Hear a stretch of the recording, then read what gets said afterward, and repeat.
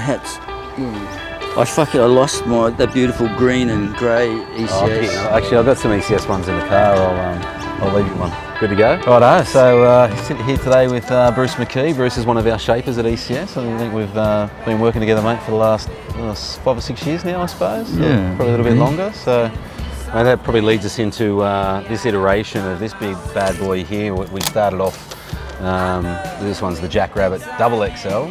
In the SUP version, and we started off originally with just the Jack Rabbit shortboard. And mate, tell us about the concept of this board, how that came about. Yeah, it was just I was thinking about the bottom shapes that have really worked well in the past, and I was going from when I was young an avid water skier, and I even did a bit of competition water skiing, for a while. But so I was lucky that a mate of mine, he was a writer for a boating magazine, so we got to test all the different water skis. So they had all different bottoms on them, you had the tunnel bottom, the parabolic bottom, and this and that. And then one ski came out, it was called the Connolly Concept, and it had a concave within a concave, and I just couldn't believe the fluidity you could do. You turn half and then you punch it more, you could back it off. It's just so much control, and it was just flawless.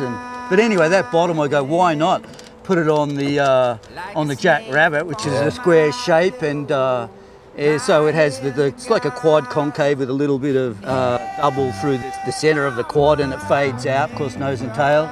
Just to touch on that point, when I first rode the Jack Rabbit shortboard, that was one of the things that stood out for me, was just super dynamic. Like you just in that manoeuvrability, like you paddled in, stop, took off, and then it would just go on rail and turn around. It was just, I thought, wow, like this was just super dynamic, really lively, underfoot and fast. And I think that was why we thought, well, this has got to have to go well in a performance longboard. So then we thought, well, let's blow it up into a longboard version of it. So we did that. Obviously flattened the rock a little bit, pulled it out, pulled the tail in a little bit more, but all the same characteristics. And mate, brilliant. Yeah, it didn't really take much of a change. No. Yeah, it's pretty refined, and that's what we thought, because we're also then doing a 10-foot nose rider SUP that was really, really popular, but we thought we'd, streamline things a little bit, and, was a proven board in the longboard, so the natural, evolution or the progression of the Jack Rabbit was still into the SUP, because it was, again, didn't really take much difference to, much to add to the board. It was basically the same board, just new dimensions, and as a SUP, the feedback we've been getting is, for that longboard style of SUP surfing, it's been really, really fun. Been really, really good. And mate, we're excited about this summer, because we're not only doing it in this the two 10-foot nose rider sizes, we've also made some smaller versions of this. So exactly the same board. We're doing a 9.5 by 31 with an 8.8.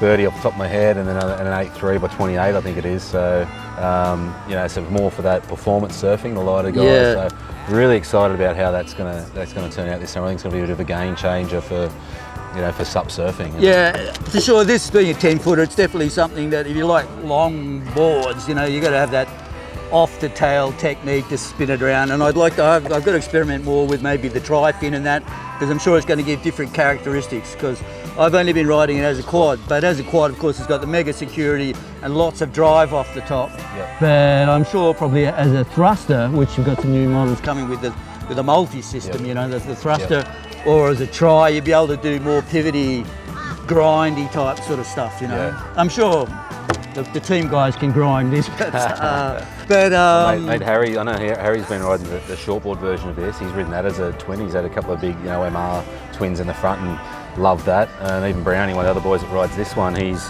had it as a quad, but had the big MR twins at the front, and then the little nubsters as the back, and he's just finding very secure, but just so loose off the tail. Pivotal, But yeah, cool. There's many ways to set them up, for sure. I just sort of went on the quad thing because for me it was just a logical thing for the power surfing. I was trying to get away from actually small wave surfing. So you'll see now that guys riding Porto Escondido and Jaws and that, basically 90% of them are all quads, So, but of course there's for fantastic for wider tail boards, and for bigger guys with the short boards, quads are good. But it's a different feel. It's a different. Different waves, different, I think, big walls that need a lot of power and a lot of drive off the bottom and top, then quads are great. But you can make them do everything. It's just fin selection, trying things around, trying Yeah. a few different options. All right, mate. Well, it's great to see you again, mate. It's always fun catching up. We got out in the water this morning and got a few waves, and yeah, we'll a couple more days to go. Yeah, It's been great seeing you guys. Yeah. Cheers, mate. Thank you. All good. Done. Awesome.